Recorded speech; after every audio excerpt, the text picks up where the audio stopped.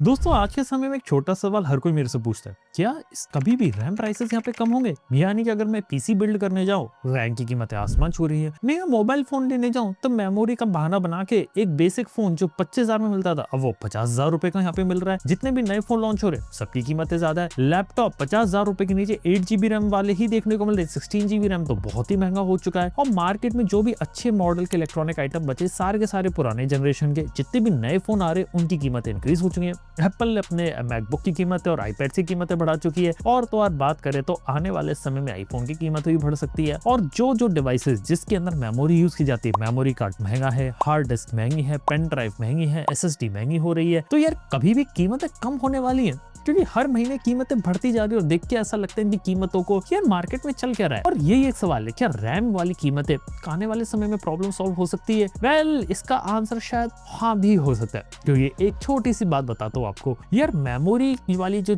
कहानी है ना, पूरी बिजनेस होता है ना, ये बूम और बस्ट साइकिल में चलता है। यानी कि एकदम से डिमांड इंक्रीज हो गई, सप्लाई लिमिटेड है तो कीमतें यहाँ पे बढ़ गई। लेकिन जैसे ही डिमांड यहाँ पे तेजी से शॉर्ट हो गई या कम होना शुरू हो गई, या फिर सप्लाई यहाँ पे बढ़ गई, तो कीमतें फिर से नॉर्मल हो जाती है। और एक बार सेम कहानी आपको याद है कि 2020 में कोविड के बाद जब चिप शॉर्टेज आई थी ग्लोबल लेवल पे, तो एक बार लोगों को ना कई सारे प्रॉब्लम्स आ रही थी, मोबाइल फोन्स की कीमतें महंगी हो रही थी और सारी चीजें जा रही थी। और सेम कहानी आज के समय में हो रही है। फिर 2023 तक पूरी नॉर्मलसी आ गई, सप्लाई चेन पूरी शॉर्ट हो गई, चिप शॉर्टेज पूरी तरीके से खत्म हो गई और उसके बाद कई सारी चिप्स की ओवर सप्लाई हो गई, जिस वजह से 2023 से अराउंड 2025 के अर्ली तक आपको काफी अच्छे प्रोडक्ट्स या डिवाइसेस देखने को मिले थे। लेकिन 2026 स्मार्टफोन और पूरी इंडस्ट्री के लिए एक काफी बुरा ईयर है। यानी कि लास्ट ईयर से ये पता चलता है कि यहाँ पे जितनी भी मेमोरीज चिप्स हैं वो आपकी एआई कंपनीज ले रही हैं और आर्टिफिशियल इंटेलिजेंस कोई नॉर्मल चिप्स नहीं लेती, ये हाई बैंडविड्थ मेमोरीज लेती है जो आपके सर्वर्स के अंदर लगाई जा सकती हैं। और फन फैक्ट की बात है कि हाई बैंडविड्थ मेमोरीज बनाना काफी ज्यादा डिफिकल्ट है, कॉम्प्लिकेटेड है और ये मेमोरीज ऑल रादर महंगी आती है। यानी कि आपके मोबाइल फोन में नॉर्मली LPDDR रैम यूज की जाती है, आपके लैपटॉप और कंप्यूटर्स के अंदर नॉर्मली DDR रैम को यूज किया जाता है और हाई बैंडविड्थ मेमोरी यूज की जाती है आपके एआई सर्वर्स के अंदर, क्योंकि एआई सर्वर्स को कॉन्स्टेंटली डेटा एक्सट्रैक्ट करना है, मॉडल्स को रन करना है और उसके अंदर काफी ज्यादा टाइम लगेगा। और इस चीज का सॉल्यूशन है ना,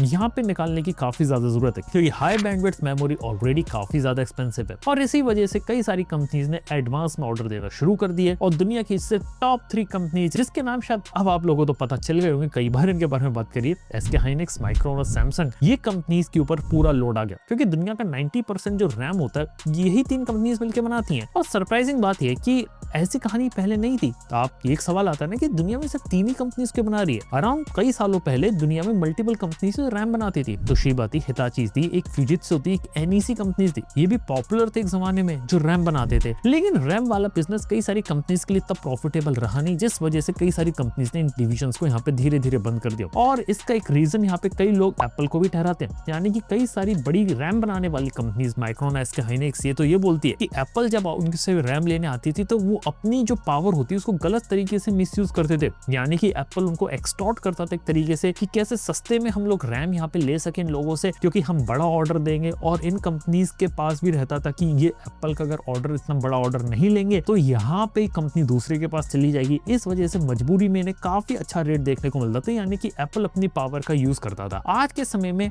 अब ये लोग बोलते हैं कि यार एप्पल होगा, लेकिन हमारे पास ऑलरेडी कस्टमर है, हमारे पास एआई कंपनी है जिससे हम हाई बैंडविड्थ मेमोरीज दे रहे हैं और आपको हमारी LPDDR या रेगुलर DDR रैम चाहिए, तो हम जो रेट बता रहे हैं ना वही रेट आपको देना पड़ेगा। इसी चीज में ये प्रॉब्लम है। यानी कि ग्लोबल लेवल पे देखा है तो सारा का सारा जो रैम रहती है, स्पेशली रैम बनाने के जो वेफर्स होते हैं, वो आज के समय में यूज किए जा रहे हाई बैंडविड्थ मेमोरी में। और जितने भी कंज्यूमर डिवाइसेस होते हैं जिसके अंदर LPDDR या DDR रैम यूज की जाती है, उनका प्रोडक्शन कम हो चुका है, लेकिन उनकी डिमांड भी है, नए प्रोडक्ट्स निकालने, नए इलेक्ट्रॉनिक आइटम्स आने हैं, जिस वजह से यहाँ पे उनकी कीमतें दिन दुगनी और रात चौगनी यहाँ पे बढ़ रही है। और ये कब तक खत्म होगा ये किसी को नहीं पता, लेकिन इस चीज के कुछ हिंट्स यहाँ पर अब मिलना शुरू हो चुके हैं। और क्या हिंट्स है, एक एक करके उनके बारे में बात करते हैं। क्योंकि कंपनीज का तो कहना है कि जो मेमोरी क्राइसिस है 2028 या 30 तक खत्म नहीं होने वाला, क्योंकि यहाँ तक उतने लंबे समय तक कई सारी एआई कंपनीज ने अपने ऑर्डर दे रखे, जिस वजह से ऑलरेडी यहाँ पे जो रैम होती है वो ऑलरेडी यहाँ पे बुक हो चुकी है अगले साल के लिए भी। जाएगी और हाई बैंडविड्थ मेमोरी और एआई सर्वर्स तक ये सारी रैम यहाँ पे जानी है। लेकिन अगर हम लोग आपको बताऊं तो ये वाली प्रॉब्लम धीरे धीरे सॉल्व तब हो सकती है क्योंकि ये एआई कंपनीज भी धीरे धीरे अपनी रैम को जब उन्हें मिलेगी, जब डेटा सेंटर बनाएंगे तो इनकी रिक्वायरमेंट भी धीरे धीरे फुलफिल होती चली जाएगी और फिर धीरे धीरे अगर डिमांड कम होगी इनकी तो धीरे धीरे जो कंपनीज होती है पुरानी डीडीआर और एलपीडीडीआर रैम पर आ सकती है। और ये बात जानते हो इन रैम बनाने वाली कंपनीज को बहुत अच्छे तरीके से पता है, यानी कि रैम बनाने वाली कंपनीज को पता है कि डिमांड हमेशा रहने नहीं वाली। इस वजह से जितना प्रॉफिट आज के समय में बना सकते हैं बनाएंगे, जितना इन्फ्लेट कर सकते हैं मेमोरी के प्राइस उतना इन्फ्लेट करेंगे, जितना पैसा बना सकते हैं बनाएंगे और आगे चल के इन तीन कंपनीज अपनी ओलिगोपोली जो बना रखी है इन्होंने इसका फायदा और उठा सकती है, जिसका इम्पैक्ट अब ये पड़ेगा मार्केट में कि रैम प्राइसेस आपको ज्यादा हाई रेट में देखने को मिलेंगे लेकिन शायद वो इंक्रीज नहीं होंगे इस चीज का फायदा उठाने। और ऊपर से स्टॉक मार्केट में इनके जो स्टॉक प्राइसेस है वो भी ग्लोबल लेवल पे काफी ज्यादा हाई जा रहे हैं और काफी ज्यादा प्रॉफिट बना रही कंपनीज और अपने एम्प्लॉइज को भी चीज ट्रांसफर पास ऑन कर रही है। तो यार हर चीज में देखा तो ये लोग काफी ज्यादा पैसा बना रहे हैं। लेकिन आने वाले समय में अगर रैम प्राइसेस मान लीजिए अगर आने वाले समय में कम होते तो आप लोग क्या लगता है कि आपकी नई एसएसडी खरीद रहे हो, रैम स्टिक खरीद रहे हो या फिर एक लैपटॉप, मोबाइल फोन, टैबलेट कुछ भी अगर आप ले रहे हो तो क्या वो सस्ता होगा? एक बात बता देता हूँ, जितनी भी कंज्यूमर इलेक्ट्रॉनिक बनाने वाली कंपनीज है वो आज के समय में बहुत ही रेजर थिन मार्जिन पे काम कर रही है। उनका रेवेन्यू बढ़ा है लेकिन प्रॉफिट पे कहीं ना कहीं इंपैक्ट पड़ा है। तो आज के समय वो कहीं ना कहीं इंपैक्ट तो यहाँ पे झेल रही है। लेकिन जब मेमोरी प्राइसेस स्टेबल हो जाएंगे ना तब आप लोग क्या लगता है क्या ये कंपनीज घूम फिर के कीमतें गिराएंगी और आप लोग को सस्ते रेट में पास ऑन करेंगी? भाई कुछ ही कंपनीज होंगी जो उस जमाने में सस्ते रेट में आपको प्रोडक्ट देंगी। ज्यादातर कंपनीज ये सोचेंगी कि आज हम जो लॉस कर रहे हैं ना कल को हम महंगा बेच के यही इसी चीज को प्रॉफिट में करेंगे। ये कहानी होने वाली है। अगली चीज सुनो, यहाँ पे आज के समय में ये जो रैम कंपनीज होती है ढेर सारी फाउंड्रीज को डेवलप कर रही है और अलग अलग फैब्रिकेशन प्लांट और अलग अलग अपने प्लांट्स को स्टैब्लिश कर रही है रैम बनाने के लिए। और उसमें भी मोस्टली जो रैम बनेगी वो HBM मेमोरी की बनेगी। लेकिन ये भी बोला जा रहा है कि यहाँ पे सोच समझ के एक्सपेंशन हो रहा है क्योंकि कोविड के टाइम पर भी यही हुआ था कि इन कंपनीज ने तेजी से एक्सपेंशन किया था, अपनी लाइंस को फुल फ्लैश फॉर्मेट में चलाया था और क्या हुआ था रैम प्राइसेस एक जमाने में जो बढ़ गए थे मेमोरी शॉर्टेज के कारण जो चिप्स थोड़ी महंगी हुई थी वो फिर से यहाँ पे क्रैश कर गई थी प्राइसेस और उससे उतना ज्यादा प्रॉफिट जितना सोच रहे थे उतना हुआ नहीं। इस वजह से लिमिटेड यहाँ पे रन हो रहा है और लिमिटेड ही यहाँ पे एक्सपेंशन हो रहा है जिस कारण से पैसा भी बना सके और जो एक्स्ट्रा प्रोडक्शन होगा बाद में अपने हिसाब से रैम और प्राइसेस को मैनिपुलेट किया जा सके। तो ये एक प्रॉब्लम चल रही है और यही सबसे बड़ी प्रॉब्लम है कि दुनिया की सारी रैम अगर सिर्फ 3 ही कंपनीज बना रही है ना तो ये प्रॉब्लम तो कभी सॉल्व नहीं होने वाली। और इसी डायरेक्शन में हमारी चाइनीज की एंट्री होती है क्योंकि चाइना की कंपनी है CXMT जिसके बारे में बात कर चुका हूं और उसका ये बोलना है कि हमारे पास भी हाई क्वालिटी रैम है लेकिन कुछ खास बातें। आज के समय में CXMT उस लेवल की रैम नहीं बना सकता जिस लेवल की रैम सैमसंग, SK हाइनिक्स या माइक्रोन बनाते हैं। इवन ये भी क्लेम किया गया जो LPDDR5 रैम जो CXMT बना रही है उसका डिजाइन या फिर उन्होंने वो सारी चीजें लिटरली सैमसंग से चुराई। सैमसंग और CXMT के बीच एक केस भी यहाँ पे चल रहा है। ऑनलाइन जाके आप सर्च कर सकते हैं, रिसेंट न्यूज है ये। सैमसंग के एम्प्लॉय को हायर करके उसकी नॉलेज को यूज करके वो अपनी रैम बना रहे हैं क्योंकि इतनी जल्दी हाई क्वालिटी रैम डिलीवर करना थोड़ा सा मुश्किल है। अगली चीज, CXMT जैसी कंपनी के पास एप्पल भी गई थी, यानी कि एप्पल खुद या CXMT के सब बोला कि हम आपके सबसे बड़े कस्टमर बन जाते हैं। अब LPDDR रैम बना रहे हो, बढ़िया, हमारे आईफोन को रैम की जरूरत है, आप दीजिए रैम। यहाँ पे CXMT का रिप्लाई क्या था? CXMT ने बोला कि आपको रैम चाहिए आपको मिल जाएगी लेकिन हम आपको उसी रेट पे बेचेंगे जिस रेट पे सैमसंग, SK हाइनिक्स, माइक्रोन से आप खरीदते हो। हम कोई भी मोल भाव नहीं करने वाले, आपको हमसे खरीदना है खरीदो, नहीं खरीदना है खरीदो। सीधी बात है। 90% ये 3 कंपनीज ने ले रखा है, 10% एक CXMT ने ले रखा है। अब CXMT अपनी मोनोपोली का फायदा उठा के आप लोगों को एक महंगे रेट में ही तो बेचेगी। वो क्यों अपना लॉस करना चाहिए? वो तो ये चाहिए कि आज के समय में जब उसके पास मौका है तो भाई पैसा बनाओ ढेर सारा और आगे चल के जब मार्केट ऊपर नीचे होगा तब हम कम रेट के अंदर निकाल देंगे। इवन कुछ ऐसी रिपोर्ट्स में मेरे को पता चली कि चाइना में आज के समय में लिटरली फैक्ट्रीज पे फैक्ट्रीज खड़ी हो रही है जहाँ पे सस्ते में रैम बनाई जा सकती है और ये एक ट्रेंड चल रहा है पूरे चाइना के अंदर जहाँ पे लिटरली इतना माल बन रहा है कि आने वाले 1 से 1.5 साल के अंदर एक साथ बहुत सारी रैम को डंप करने का प्लान चल रहा है। यानी कि ये प्लान चल रहा है कैसे हम 2027 से 28 तक यहाँ पे SK हाइनिक्स, माइक्रोन, सैमसंग की मोनोपोली खत्म कर दे और सस्ते से सस्ते में इतनी रैम निकाल दे, स्पेशली कंज्यूमर इलेक्ट्रॉनिक हार्डवेयर के लिए कि जो 3 कंपनीज है ये तो AI के लिए बनाती रहेंगी, वहां से बढ़िया पैसा बनता रहेगा उनका, लेकिन जो असली पैसा हम लोग बनाएंगे ना वो कंज्यूमर हार्डवेयर से बनाएंगे। और CXMT और ऐसी और भी चाइनीज कंपनीज इसी डायरेक्शन में कूद रहे हैं। लेकिन इसमें एक बात ये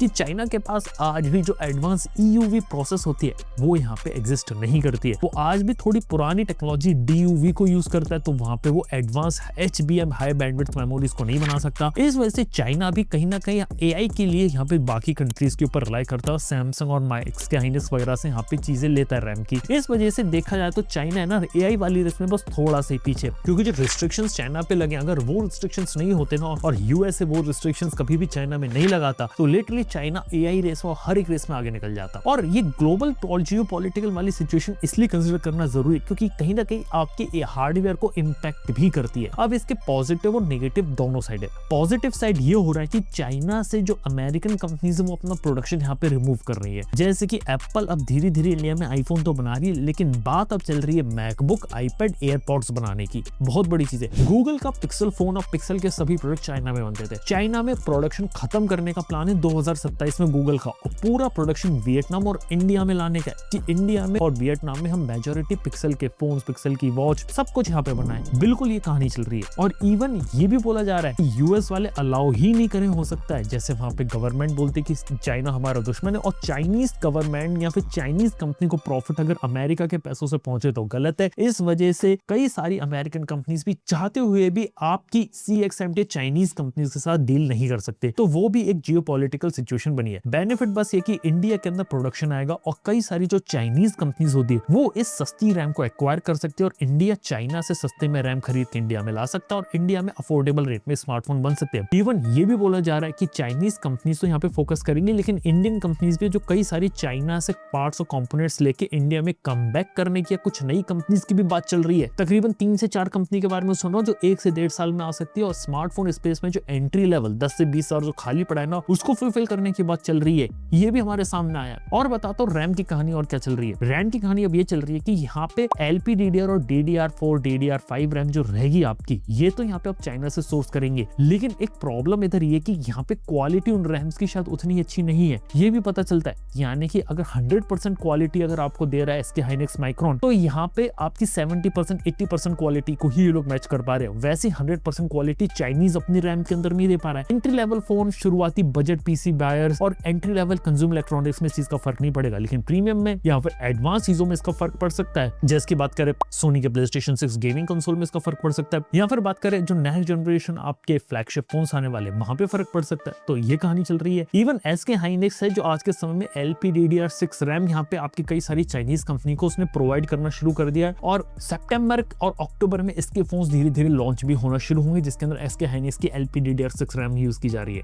बस मैं आपको इतना ही बता सकता हूँ, ये अभी खबर हमारे पास आ गई थी। इसके अलावा ये भी बता सकता हूँ कि यहाँ पे जो रैम यूज कर रहे हैं, इसके अलावा जो SSDs है उसकी भी एक चाइनीज कंपनी है YMTC, और ये चाइनीज कंपनी जो स्टोरेज बना रही है इसकी भी क्वालिटी थोड़ी सी लो है। हाल ही में Lenovo ने कुछ लैपटॉप्स लॉन्च करे थे जिसके अंदर CXMT की रैम और YMTC की SSD थी, और बाद में पता चलता है कि क्वालिटी उस लेवल की नहीं है जैसी बाहर मिलती है। तो ये भी एक चीज है। हालांकि क्वालिटी वाली चीज चाइना धीरे धीरे फिक्स करता है, यानी कि कुछ साल पहले, यानी कि 15-16 साल पहले की बात करें 2010s की, तो वहां पे चाइना के जो फोन्स होते थे क्वालिटी काफी खराब होती थी, लेकिन अब चाइना के जितने भी फ्लैगशिप फोन्स आते हैं बहुत ही बढ़िया क्वालिटी यहाँ पर निकाल कर देते हैं, और क्वालिटी चाइना बहुत जल्दी फुलफिल करता है। और यही चीज 2027-28 में कि क्वालिटी लेवल मैच होगा, रैम भी अच्छी आएगी, SSDs अच्छी आएंगी, और उसके बाद धीरे धीरे कंज्यूमर इलेक्ट्रॉनिक के प्राइसेस जिस तरीके से बढ़ रहे थे वो कहीं ना कहीं स्टेबल होंगे। अब गिरेंगे कि नहीं गिरेंगे ये एक छोटा सा सवाल है। यही पे सारी कहानी जाके फंस रही है। क्या कंपनीज अपने प्रॉफिट को प्रायोरिटी देंगी, या फिर कंपनीज जो अब सस्ते में रैम खरीदेंगी तो वो वैल्यू कंज्यूमर को पास ऑन करेंगी। सच बताऊं, जितनी भी चाइनीज कंपनीज इंडिया में अभी ऑपरेट कर रही है ना, Xiaomi, Oppo, Vivo, ये तीनों कंपनीज है ना नेक टू नेक खेल रही है, और बहुत ही रेयर चांसेस है कि कंपनी पास ऑन करे रैम प्राइसेस। इवन सैमसंग का भी मेरे को रेयर लगता है, एप्पल का भी रेयर लगता है कि कंपनीज कभी करेंगी भी। लेकिन कोई अगर entry level smartphone player India में आता है तो वो इस चीज का फायदा उठा के जो गैप क्रिएट हो गया ना मार्केट में उसका फायदा उठा सकता है। इवन इंडिया के अंदर SSDs वाली कोई कंपनी उठती है या फिर कोई कंपनी रैम स्टिक्स वगैरह लेकर आती है तो इस मार्केट को जीत सकती है। तो यार ये कुछ चीजें जिस कारण से आने वाले समय में प्राइसेस फॉल भी हो सकती है, स्टेबल भी हो सकते हैं। अब क्या होगा कहानी, क्या चीजें चल रही है तो आने वाला वक्त ही बताएगा, लेकिन करंट में जो सिचुएशन जो अभी चल रही है, जो चीजें टेक्नोलॉजिकल डेवलपमेंट्स अभी हो रहे हैं, जो न्यूज चल रही है वो सारी मैंने आपके साथ डिस्कस कर ली। और अब मैं आपको इतना बता सकता हूँ कि आने वाले समय में जैसे न्यूज आएगी वैसे हम बताते रहेंगे। और देखने वाली बात है कि 27 में तो बोला जा रहा है कि इन कंपनीज ने तो अपनी सारी रैम तो बुक करके रखी है, लेकिन क्या 2028 तक ये कभी ड्रॉप होता है प्राइस या नहीं होता है, या फिर AI सर्वर वर्ष का जो घी होता है वो कभी खत्म होता है कि नहीं होता, क्योंकि एआई कंपनीज ने भी लिमिटेड रन है। एआई जितनी भी बड़ी बड़ी कंपनीज है ज्यादातर लॉसेस में काम कर रही है, लिमिटेड फंड्स हैं इनके पास, और वो भी फंड इनका कभी ना कभी खत्म होगा। और इस तरीके से आप सोचेंगे तो एआई का बबल में भी बस्ट वगैरह हो सकता है।